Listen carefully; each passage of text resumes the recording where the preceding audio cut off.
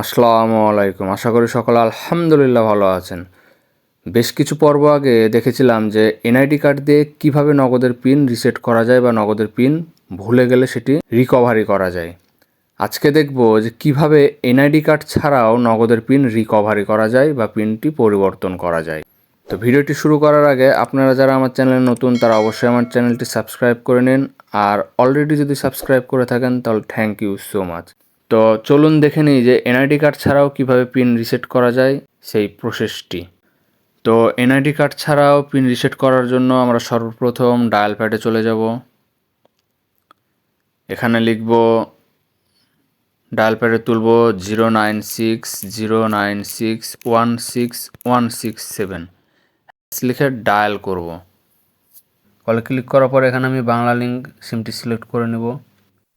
এখন একটু কথাগুলো ভালো করে শুনবো এবং প্রসেসিংগুলো ফলো করব। আর এখনও যারা আমার চ্যানেলটি সাবস্ক্রাইব করেননি তারা সাবস্ক্রাইব করে ভিডিওটি কন্টিনিউ করার অনুরোধ রইল। তো এটা ডায়াল করার পরে আমরা নির্দেশনা অনুযায়ী যা যা বলবে আমরা একটু ফলো করব। ব্যালেন্স চেক করা সম্পর্কে জানতে 3 চাপুন। তথ্য হালনাগাদ বা চেঞ্জের ব্যাপারে আমরা জানতে সরাসরি 4 চাপুন। জিরোতে ক্লিক করব। ভবিষ্যৎ অনুসন্ধানের জন্য আপনার কথোপকথনটি রেকর্ড করা এরপর হতে আমরা পারে। কাস্টমার কেয়ারের সাথে কথা বলার জন্য একটু অপেক্ষা করব। শুভ সকাল, নগদ থেকে আপেল বলছি, কিভাবে সহযোগিতা করতে পারি? আসসালামু আলাইকুম, আমি নগদের পিনটি রিসেট করার জন্য কল দিয়েছিলাম।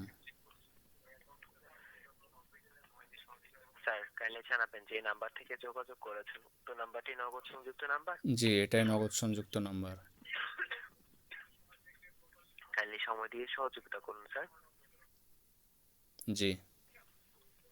নগদ অ্যাকাউন্টের নিরাপত্তার স্বার্থে কিছু তথ্য দিয়ে সহযোগিতা করুন। কাইন্ডলি জানাবেন বিগত 90 দিনের মধ্যে সঠিক পিন ব্যবহার করে কোন ধরনের লেনদেন করেছেন? জি, আজকেই লেনদেন করা হয়েছিল। আপনার হলো ওই যে বয়স্ক ভাতা এসেছিল, বয়স্ক ভাতার টাকাটি উঠানো হয়েছিল।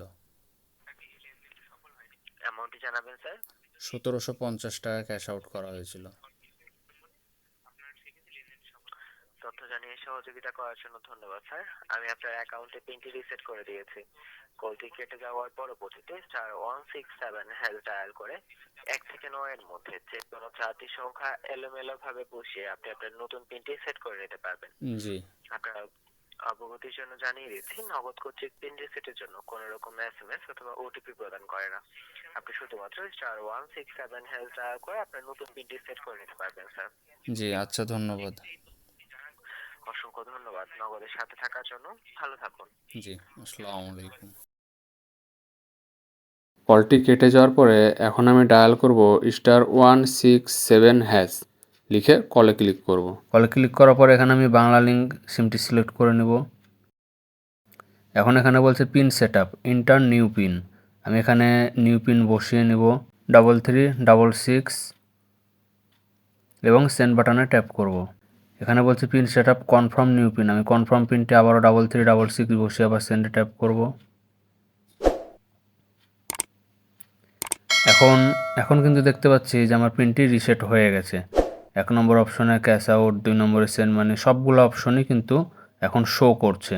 তো আমি ব্যালেন্স চেকের জন্য এখন 7 লিখে মাই নগদে রিপ্লাই দেব। তার জন্য 7 তুলে সেন্ড বাটনে ট্যাপ করব। এখন 1 নম্বর অপশনে বলছে ব্যালেন্স ইনকোয়ারি। তো আমি এখানে 1 লিখব, লিখে আবারও সেন্ড বাটনে ট্যাপ করব। এখন এখানে আমি আমার পিন নাম্বারটি বসিয়ে দেব। আমি যেহেতু 3366 পিন রিসেট করলাম, তার জন্য এখানে 3366 বসিয়ে দিয়ে সেন্ড বাটনে ট্যাপ করব। এখন কিন্তু দেখতে পাচ্ছি যে আমার অ্যাকাউন্টে 37 টাকা রয়েছে। তো এভাবেই কিন্তু আপনারা যে সকল সিমে সরকারি অনুদান আসে, হোক সেটা বয়স্ক ভাতা, হোক সেটা প্রতিবন্ধী ভাতা, হোক কিংবা স্কুল ভাতা, যেটাই আসুক না কেন, এভাবেই কিন্তু আপনারা আপনাদের পিনটি রিসেট করে নিতে পারেন। তো আশা করি বুঝতে পেরেছেন কিভাবে এনআইডি ছাড়াও নগদের পিন রিসেট করা যায়। তো ভিডিওটি ভালো লাগলে লাইক শেয়ার করতে ভুলবেন না। আজকের মতো এখানেই বিদায় নিচ্ছি। আসসালামু আলাইকুম।